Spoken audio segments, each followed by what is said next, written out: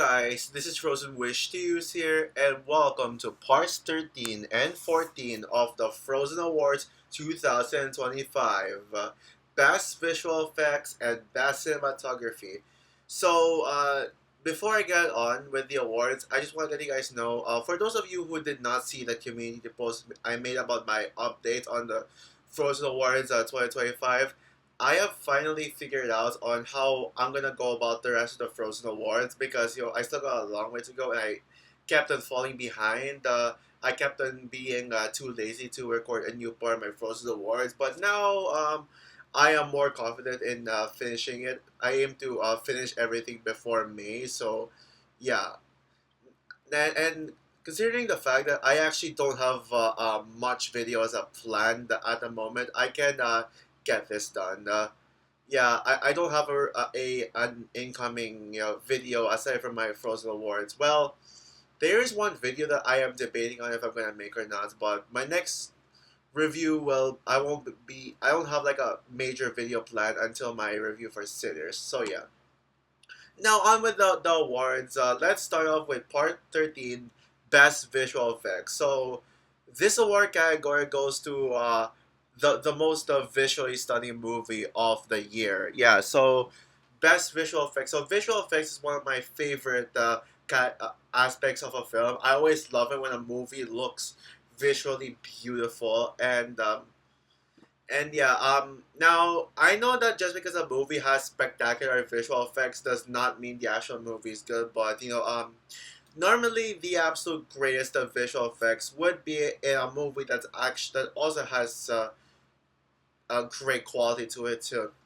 So without further ado, here are my nominees for best visual effects: Deadpool and Wolverine, Dune Part 2, Furiosa: A Mad Max Saga, Kingdom of the Planet of the Apes, Sonic the Hedgehog 3, Wicked. And the Frozen Award for Best Visual Effects goes to Dune Part 2.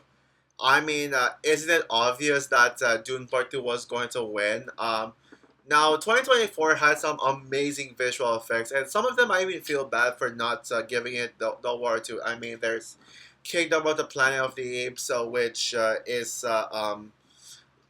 like such a breathtaking CGI of the apes. So some of the best CGI I've ever seen.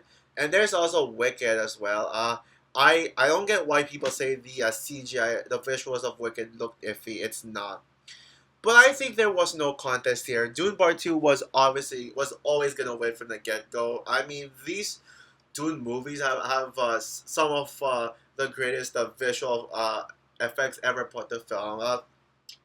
Space movies and movies that feature a planet is always bound to automatically win best visual effects. And Dune Part 2 has some of the greatest visuals you'll ever see put to film. If you thought the visuals in the first Dune movie was stunning enough, you ain't seeing anything yet until you see the visuals of Dune Part 2. They really stepped up the game. And yeah, to make just some groundbreaking as CGI, especially the CGI of the sandworm, that is the standout part of the CGI, and and just the looks of it all, it just looks so gorgeous, and I don't know, it just left me feeling speechless. Like the amazing visuals of this film really made the film just feel even more grandeur than ever. So yeah, now yeah, I am proud to give Dune Part 2 the awards for Best Visual Effects. So now we move on to Part 14 of the Frozen Awards 2025 Best Cinematography. Now, visual effects and cinematography both deliver the best looking film of the year. And so yeah, best cinematography is also like best visual effects, but it's the camera work that will make the movie look as stunning as ever. So that's what the I mean. So the winner of best cinematography goes to the film with the most beautiful shots. Like the imagery from of the film like comes from the camera and stuff. So without further ado, here are the nominees for Best Cinematography: The Brutalist, Dune Part 2, Joker Folie à Deux, Longlegs, Nosferatu, The Substance, and the Frozen Awards for Best Cinematography goes to Dune Part 2. Now, unlike Best Visual Effects, where I easily chose Dune Part 2 as the winner, Best Cinematography was actually quite a tough choice to make because it was between Dune Part 2, Nosferatu, or The Substance. Hell, any of these movies could have won Best Cinematography. But ultimately, Dune Part 2 is the winner here because Greg Fraser Greg Fraser always hits with the cinematography, and honestly, I gotta say, the cinematography in Dune Part Two is actually the true best aspect of the movie. And I know some say best visual effects is what made Dune Part Two just the visual effects in Dune Part Two is the standard aspect of them all. But what made the Dune Part Two really just that visually stunning? It may be the CGI, but it's actually the cinematography that really stood out, that made Dune Part 2 the best looking movie of the year.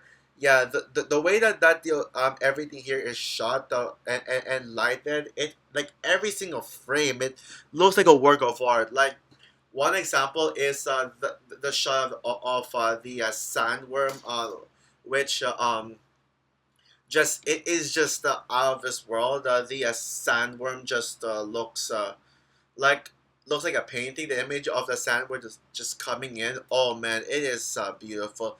And how about that shot of Paul and Fade Ratha like duking it out in their last match, and Fade Ratha's gladiator match where it was shot in black and white. I mean, just damn, like yeah. So and yeah, there's like so many other shots too. Just and I think even the first Dune movie has just amazing cinematography as well. Greg Fraser is the new Roger Deakins. I heard the rumors that Roger Deakins might have retired from working on a film. I hope that's not true, but yeah, Greg Fraser is becoming the new Roger Deakins now, and he would now be my second favorite cinematographer of all time, second only behind Roger Deakins. And his cinematography is almost like Roger Deakins. I mean, I remember when after I first saw the first Dune movie for the first time, I thought that Roger Deakins shot the Dune Part One, but then someone told me it was actually Greg Fraser, and he's the same guy who shot the Batman and now Dune Part Two. Man, this guy is out of this, bro.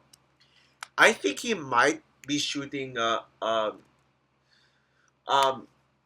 I think he's shooting another movie soon. I think it's Sinners, but I don't remember. But oh well, it is what it is. But either way, I think Greg. I mean, anytime when you hear Greg Fraser is gonna be doing the cinematography of a movie, you know it's gonna look immaculate as hell, and that's why Dune Part Two deserves the Frozen Awards for Best Cinematography. So that's parts 13 and 14 of the Frozen Awards 2025. Stay tuned for parts 15 and 16, Best Original Score and Best Original Song. Bye, guys.